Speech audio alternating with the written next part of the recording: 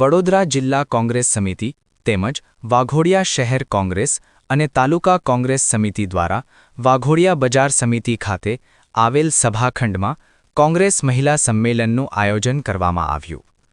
ગુજરાત કોંગ્રેસ મહિલા પ્રદેશ પ્રમુખ ગીતાબેન પટેલના અધ્યક્ષસ્થાને મહિલા કોંગ્રેસ સંમેલનનું આયોજન કરાયું.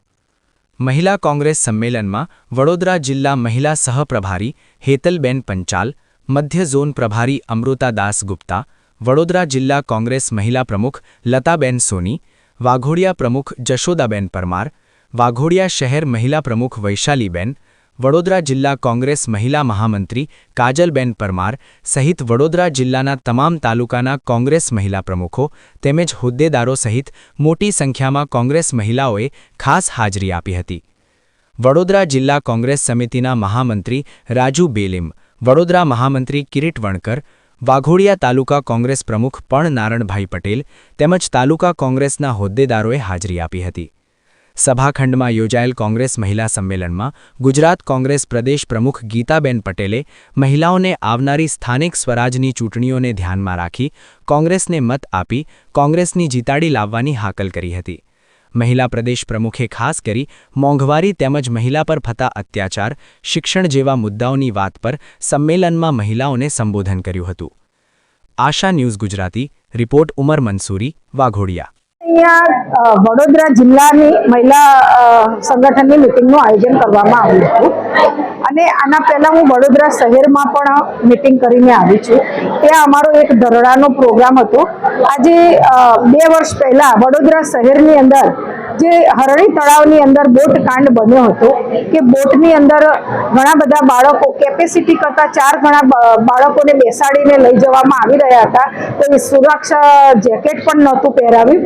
એમાં 12 બાળકો મૃત્યુ પામ્યા હતા, 2 શિક્ષિકાઓ મૃત્યુ પામી હતી.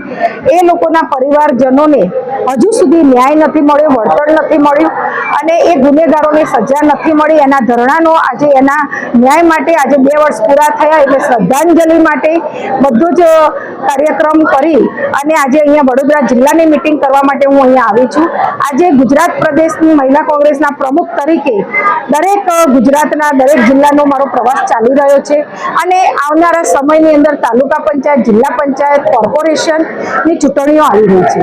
આ સ્થાનિક ચૂંટણીઓના પ્રચાર પ્રસાર માટે અને આ ચૂંટણીઓની અંદર જ્યારે 50% મહિલાઓને લડાવવાની હોવાથી મહિલા સંગઠનને મજબૂત કરવા માટે અને આવનારી ચૂંટણીઓમાં સારી મહિલા જોડાય, સારી મહિલાઓ લડે અને જીતે એવી મહિલાઓને ટિકિટ આપવામાં આવે, એના સંગઠનને મજબૂત કરવા માટે આજે દરેક જિલ્લાના પ્રવાસના ભાગરૂપે વડોદરા જિલ્લાની અંદર મહિલા સંગઠનની મીટિંગ માટે અમે આવ્યા છીએ. વડોદરાની આપણે જે મીટિંગ કારોબારીની લીધી એમાં ગુજરાત પ્રદેશ પ્રમુખ ગીતાબેન, સહપ્રભારી હેતલબેન, મધ્ય ઝોનના પ્રભારી અમૃતાદાસજી ગુપ્તા, તાલુકા પ્રમુખો, જિલ્લા પ્રમુખો અને નારણભાઈ તાલુકા પ્રમુખો એ દરેક જણ હર્ષોલ્લાસ સાથે અને તમામ ગામડેથી બહેનો જે હાજર રહી એ તમામનો હું દિલથી આભાર વ્યક્ત કરું છું અને સત્તા પરિવર્તન આવે તેના માટે ખભે ખભો મિલાવી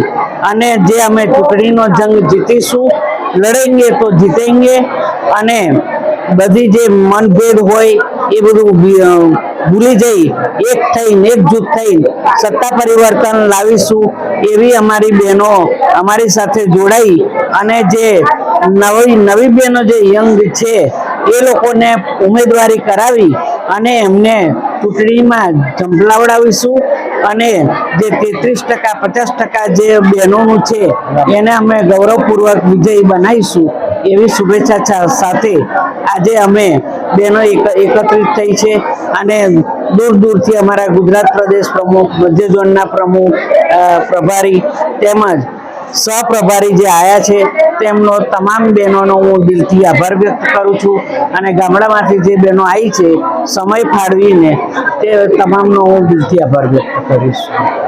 સમાચારોના સતત અપડેટ મેળવવા માટે આશા ન્યૂઝ ગુજરાતીને YouTube પર સબસ્ક્રાઇબ કરો, બેલ આઇકન દબાવો અને અમારી સાથે જોડાયેલા રહો Facebook, Instagram અને Twitter પર.